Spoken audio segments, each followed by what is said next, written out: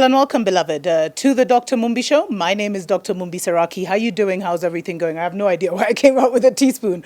It's so freaking cold here in Nairobi, and I'm just having my tea, my Ital tea, with some honey. Thanks to every single person that has supported us on our Patreon accounts. Go ahead and consider joining for as little as $2 a day. You enable us to do what we're doing. You enable us to give back to the community as well. Thanks to also to everyone that donates to us through our PayPal. I do have a gift coming from you guys. I'm going to put it I hope you've received it by the time you see this show. Now, there's so much happening across Europe with the protests. The protests seem to be going harder in Europe than they are in the divided states. And we've seen a lot of, it's so coordinated that sometimes there's a British man who said that what we're witnessing is like a 0 year where they literally try and just get rid of every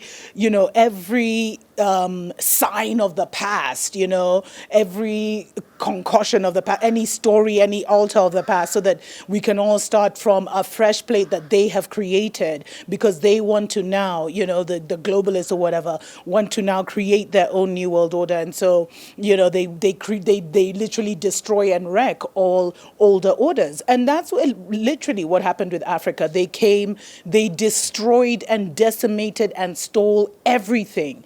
And then they started the colonial order. And it wasn't just, it wasn't a physical colonization only. It was mental.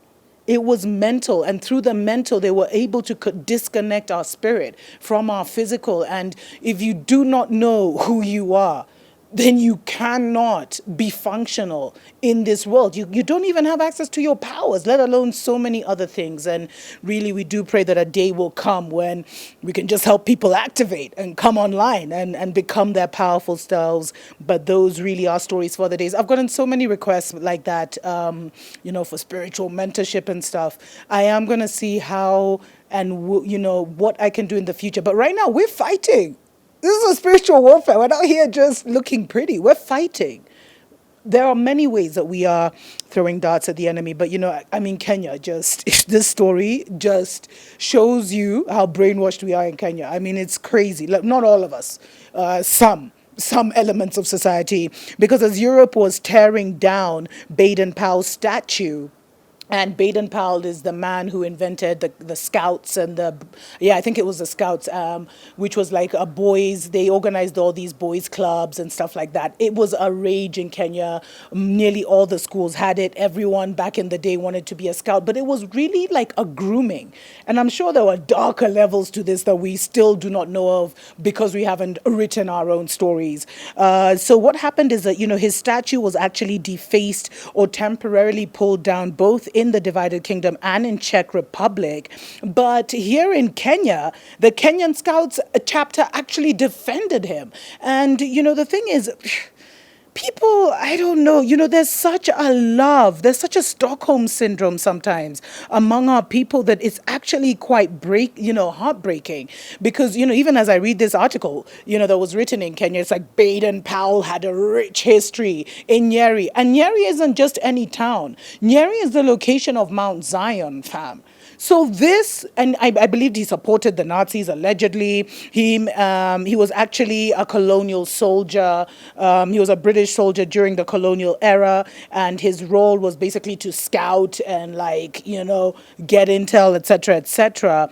And they even but he was, later on, he retired from the British Army, and then he set up the Scouts Association that is in, I think, over 100 nations or whatever. And it became from Nyeri. And get this, he was buried in Nyeri. So many of our, African, Kenyan brothers and sisters who fought in the World War, we literally just put in those unmarked mass graves. But people still sweep and take care of, and groom his freaking grave. To the point where Kenyans were even asking for his graves to become a World Heritage Site near Mount Zion. I mean, your ancestors will roll over in their graves. What is wrong with you people? Hey, it's hard to be Kenyan sometimes, man.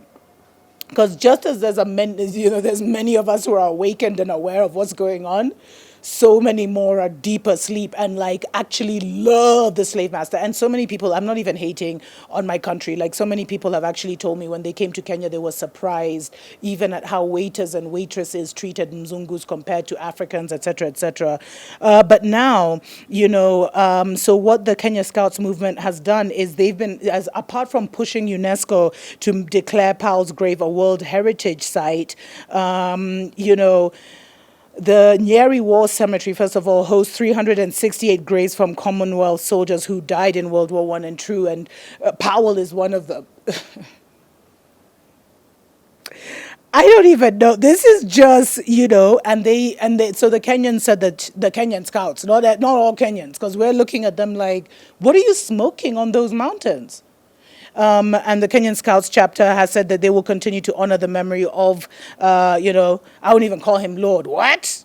Baden Powell, even though he has been accused of racism by protesters in the divided kingdom, leading to the removal of his statue in Dorset. So the divided kingdom removes the statue of their own person who they know is racist. But here in Kenya, we're still like begging UNESCO to make it a World Heritage Site.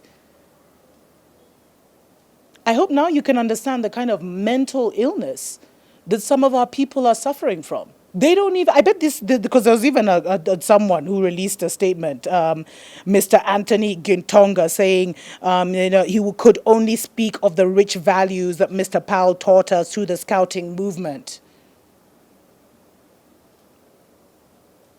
And he's allegedly the international commissioner of the Kenya Scouts movement. It's just painful. It really shows you. I bet this Mr. Anthony Gitonga doesn't even know the names of, he may know his immediate ancestors, but distant ones. And yet he's fighting for a Mzungu ancestor who's buried near Mount Zion, which is an abomination, to be turned into a World Heritage Site? I'm done. But anyway, even in these hard mental times, beloved, tuko pamoja.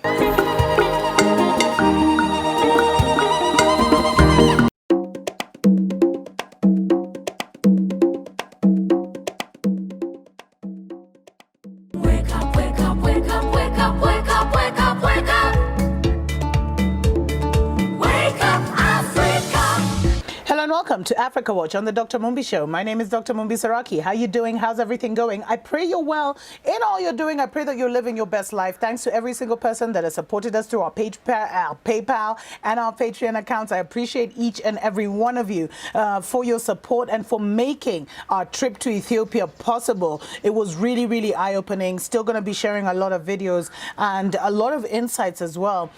Thanks to every single person that, has subscribed to the channel. Don't forget to subscribe and hit that notification button so that you find out every single time we upload a new episode. Now, something very, very awesomely strange happened in Kenya. A black panther was spotted in the central part of Kenya near Mount Zion, aka Mount Kenya.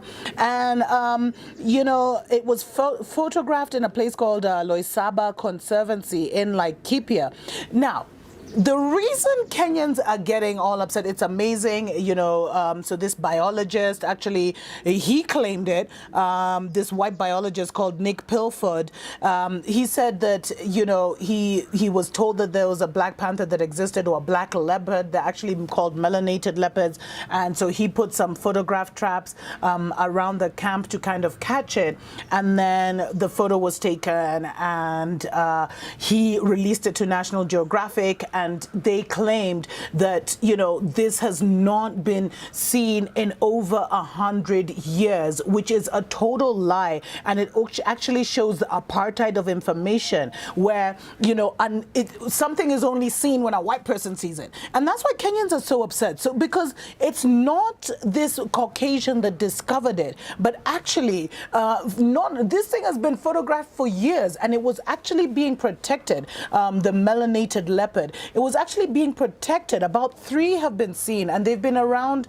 in Kenya for years and years and years, but they've been protected by a code of silence, that was selfishly broken by this, Caucasian biologist who wanted to claim, fame and glory and fortune, which is just so sickening because it's not him who discovered it. First of all, I think it's very, very important that we acknowledge that the real hero is a young Samburu warrior who he's been a research assistant. He was trained by, the Kenya Wildlife Services. I didn't even know they had a program on wildlife science. And that's when he'd heard the rumors from villagers for a long time, but he started tracking this animal, the melanated leopard, and had taken countless pictures of it and had actually written a report several years before, I think all the way in 2010. Wake up, wake up, wake up, wake up, wake up, wake up.